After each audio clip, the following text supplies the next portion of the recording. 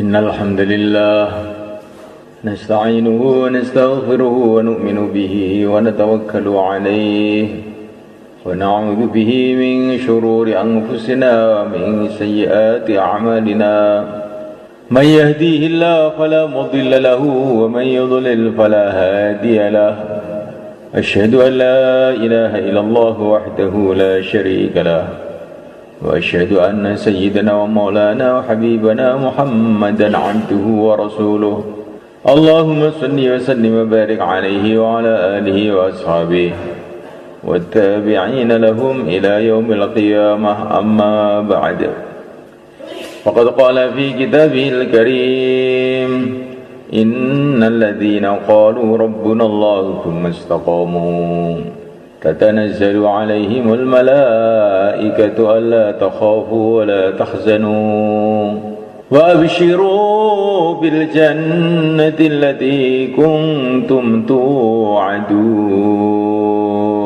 الله نحن أولياؤكم في الحياة الدنيا وفي الآخرة ولكم فيها ما تشتهي أنفسكم ولكم فيها ما تدعون نزلا من غفور رحيم ومن أحسن قولا ممن دعا إلى الله وعمل صالحا وقال إنني من المسلمين. Hadirin dimuliakan Allah Ta'ala, hidup kita di dunia ini adalah perjalanan menuju akhirat. Allah jadikan dunia ini tempat ujian untuk menampakkan kepada manusia siapa orang-orang yang betul-betul beriman kepada Allah. Bukan Allah ingin tahu. Allah itu menguji bukan ingin tahu. Allah sudah tahu segala-galanya. Tetapi Allah itu menguji agar kita ini tahu. Ala ya'lamu man khalaq wa huwal latiful khabir. Bagaimana Allah tidak tahu sedangkan Dia yang menciptakan. Dia yang mengendalikan seluruh hati manusia ini. Allah Maha tahu apa yang dalam hati. Hati baik, hati buruk, Allah tahu. Tidak perlu diberitahu, tidak perlu menguji. Tetapi Allah memberikan ujian agar kita sendiri ini lo tahu bahwa kita ini di mana. Seorang guru tanya kepada muridnya, bukan karena guru ingin tahu, tapi supaya murid itu tahu kalau dia ini pintar apa dia ini goblok. Guru pun juga sudah tahu, sudah bertahun-tahun ngajar murid itu juga tahu ini. Kalau saya tanya ini nggak akan bisa jawab dia. Tapi kadang-kadang murid ini merasa pintar, maka ditanya biar dia tahu kalau dia ini goblok. Allah Maha tahu segala-galanya. Dialah yang menentukan segala-galanya. Allah menguji manusia dengan macam-macam keadaan. Keadaan itu dua aja. Keadaan menyenangkan, keadaan menyusahkan. Wa nabluukum bisyarri wal khairi fitnah. Atasyurun.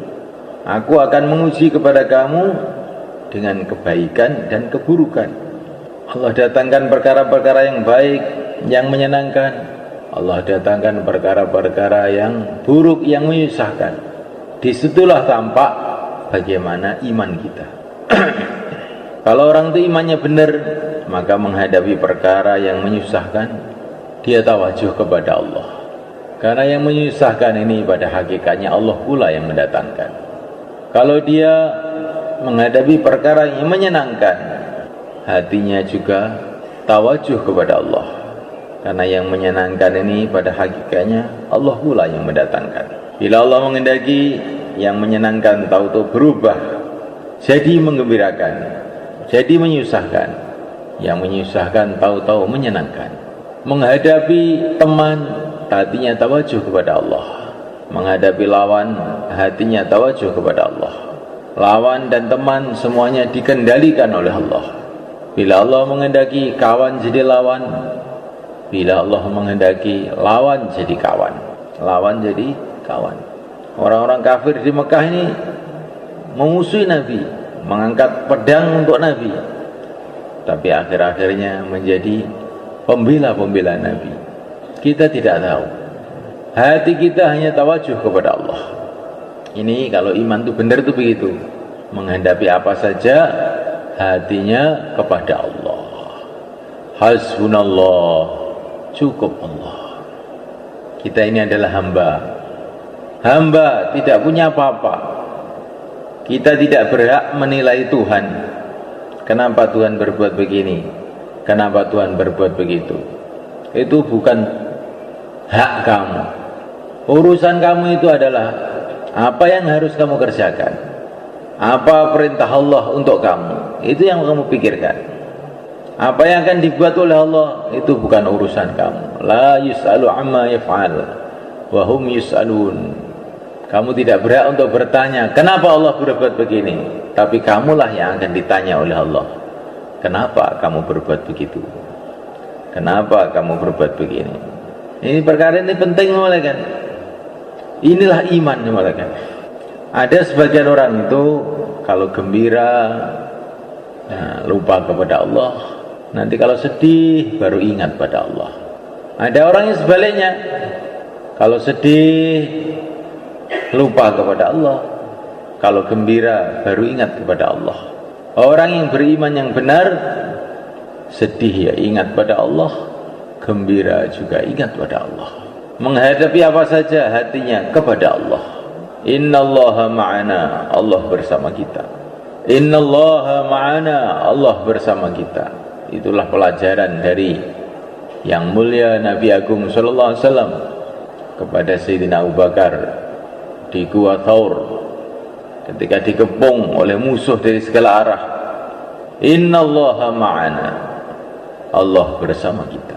Ketika orang itu sampai ke tingkatan ini, semulaikan hatinya selalu menghadap kepada Allah dalam urusan apa saja, maka sudah menjadi ketentuan Allah. Itu orang nanti akan dapat macam-macam pertolongan yang dia tidak kira-kira. Selagi manusia itu hanya terkesan dengan makhluk, gembiranya dengan makhluk, susahnya dengan makhluk, maka dia tidak akan dapat pengalaman iman ini. Tapi kalau orang itu hatinya sudah betul-betul menghadap kepada Allah dalam suasana-suasana apapun, maka di saat itulah dia dapat pengalaman.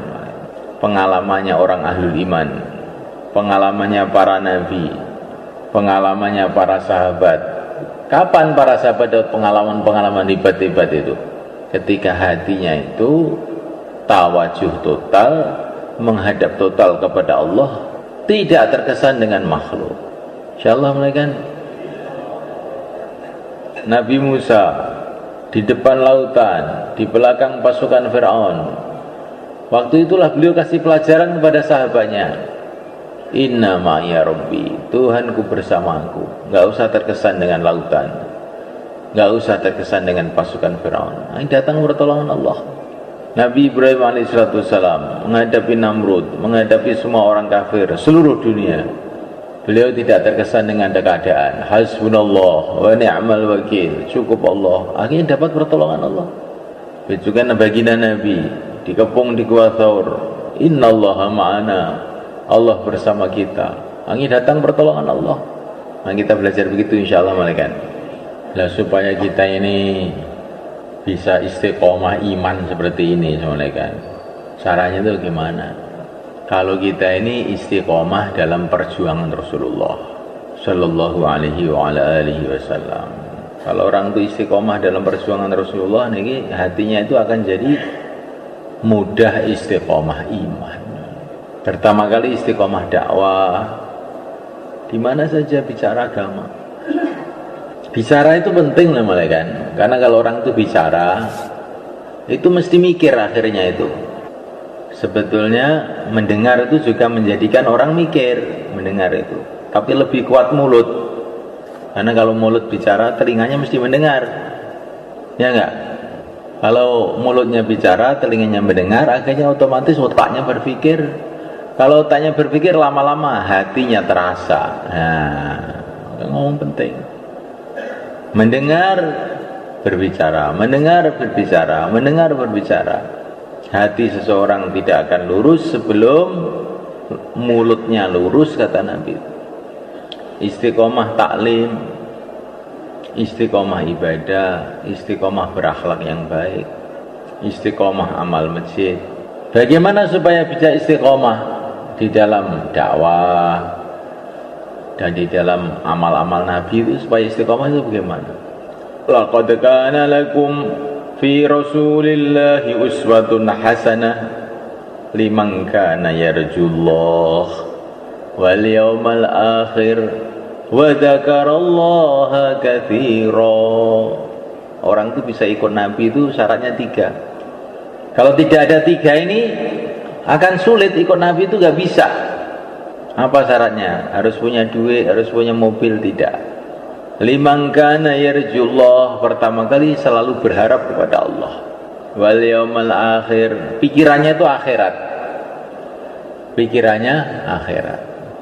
Nanti saya di akhirat itu bagaimana? Dengan agama ini saya dapat keberuntungan selamanya di akhirat. Orang amal agama kok nggak kelingan akhirat, nggak ingat akhirat, nggak tawajuh akhirat, dia tidak akan bisa istiqomah.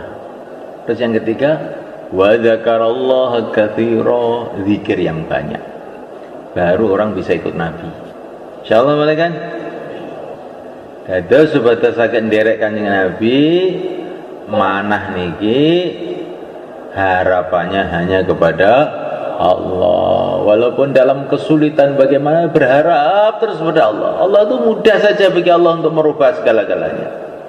Harapannya kepada Allah. Terus harapannya itu ke akhirat, pikirannya itu akhirat. Saya ini mau ke akhirat, maka saya harus bangun akhirat saya. Nah, ketika kali banyak zikir, karena orang itu kalau nggak banyak zikir, setannya masuk dalam hatinya, akhirnya jadi lalai. Setannya masuk dalam matanya sehingga ngantuk. Nah, setannya masuk ke telinga sehingga diomongi ya orang diatekne, gitu. Setannya masuk di perutnya sehingga ingin makan haram, subhat-subhat. Si penting boleh mangan. Nggak zikir itu penting. Zikir yang sebanyak-banyak, bukan zikir sekedar zikir. Wa dzakarallaha katsira, zikir yang banyak. Tanpa zikir yang banyak orang nggak akan bisa istiqomah dalam ikut Nabi. Maka untuk supaya bisa begini, bagaimana? Bisa harapannya terus kepada Allah terus, ya. Pikirannya ke akhirat terus, ya. Zikirnya yang banyak. Insyaallah malaikat dilatih